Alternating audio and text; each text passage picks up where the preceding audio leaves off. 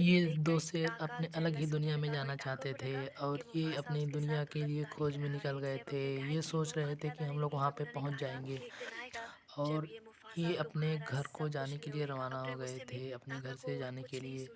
और इन्हें ये नहीं पता था कि इनके दुश्मन सफ़ेद शेर भी आ रहे थे, क्योंकि इनका सबसे बड़ा दुश्मन सफ़ेद शेर थे और इनका ही एक दोस्त गद्दार निकल जाता है और वो सफ़ेद शेरों को इनका पता बता देता है और सफ़ेद शेर इनका पीछा करते हुए इनके पास आ रहे थे। इन्हें ये नहीं पता था कि इनको इनके पीछे शेर पड़े हैं और ये सोच रहे थे हम लोग सेफ हैं और ये अलग ही दुनिया में पहुंचने वाले थे। और ये रात का समय था और ये लोग धीरे-धीरे आगे की ओर बढ़ रहे थे और आपस में बातें कर रहे थे। और ये 2 दोस्त हैं, ये जो शेर आपको दिखाई दे रहे हैं ये दोस्त है और इनका एक दोस्त बंदर भी है, इसमें एक शेरनी भी होती है और ये बंदर इन्हें रास्ता दिखा रहा होता है, तभी ये पहुँच आते हैं अपने अलग ही दुनिया में। ये शेर देख के बहुत खुशी हो जाता है, लेकिन इसको पता नहीं होता है कि इसके दुश्मन भी इसके पीछे आ रहे हैं। ये सब बातें बंदर ने इनको पहले से ही बता दिया और ये जानवर सोचने लगे अब हमारा क्या होगा, क्योंकि ये सफ़ेद शेरों से सब जानवर डरते थे। और ये बंदर समझाने लगता है सबको कि आप लोग डरो मत। ये शेर भी समझाने लगता है आप सब लोग लड़ो, तभी सफ़ेद शेर आ जाते हैं और सब वो घबरा जाते हैं।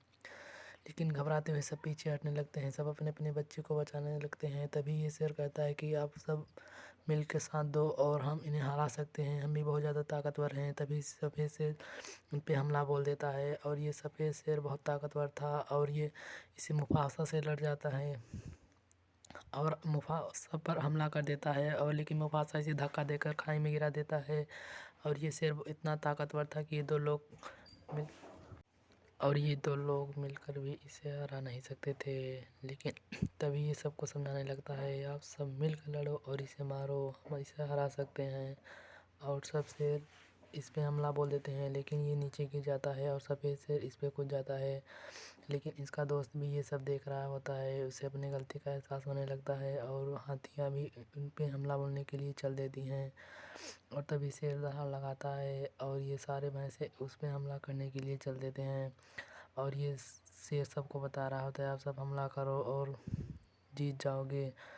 और वो शेर तभी वो सफ़ेद शेर भी नीचे चला जाता है।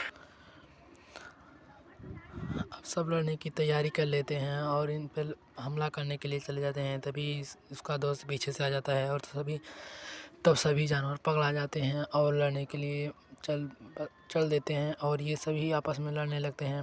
लेकिन सफ़ेद शेर ताकतवर थे, लेकिन जानवर भी बहुत ज़्यादा थे और ये शेर घायल हो गया था और ये घायल में भी लड़ रहा था। तभी इसका दोस्त भी आ जाता है और बोलता है उसे छोड़ दो।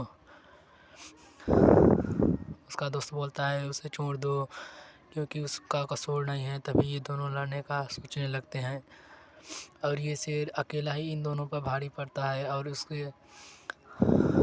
सब ये लड़ने के लिए तैयारी बना लेते हैं। लेकिन ये शेर घायल हो गया था और लड़ नहीं पा रहा था।